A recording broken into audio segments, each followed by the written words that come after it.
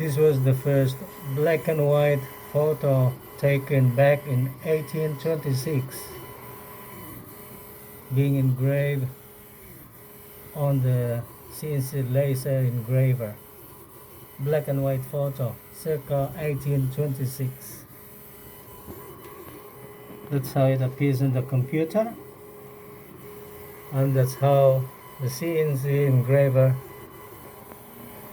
transforms it into black and white sample of 1826 photography. Impressive, isn't it? I wonder who these people are, but they look beautiful and handsome. Thank you.